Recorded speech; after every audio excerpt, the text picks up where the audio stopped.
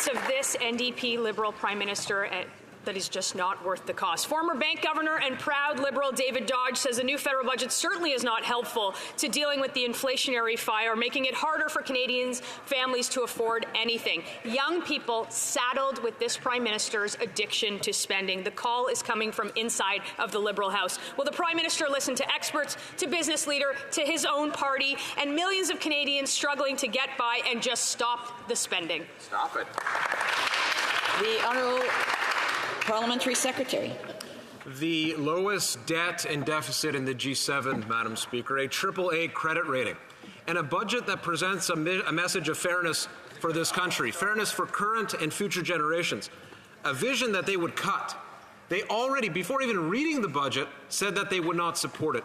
That is a budget that supports childcare, that supports pharmacare, and understanding that Canadians have to have dental care in this country. Canadians who can't otherwise afford it will have the support of this government. And that more homes be built, Madam Speaker. That is vital in this country, and they're standing against every single one of those. Good answer. Member for Thornhill.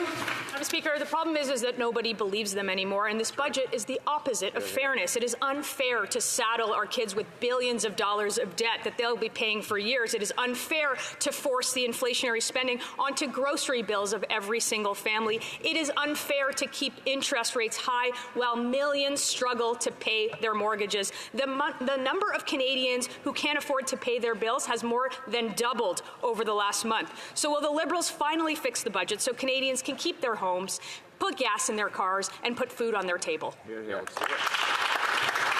The Honourable Parliamentary Secretary. Speaker, the Leader of the Opposition and the Conservative Party seem to be good at posing for photo ops and pretending to care about people in food bank lineups, while our government has introduced the most comprehensive package of competition reforms in Canadian history to increase competition and bring down grocery prices.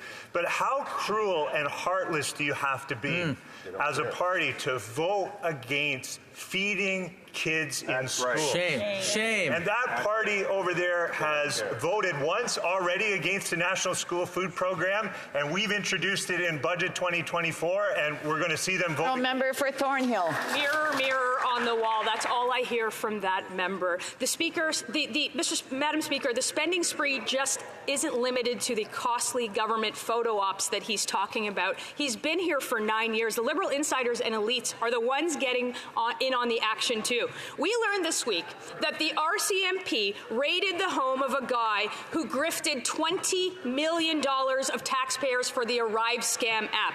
The Prime Minister failed to get the money back. This House ordered it. So will someone over there tell their boss to get the cash back? That's right. The Honourable Minister.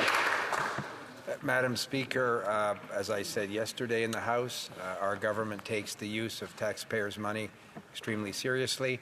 We welcome investigations. Madam Speaker, that are taking place, including the Royal Canadian Mounted Police, that, as is well known, publicly raided a residence earlier this week. Madam Speaker, we've said anybody who abused taxpayers' money will face the consequences, and of course we will seek to recuperate all money that has been misallocated.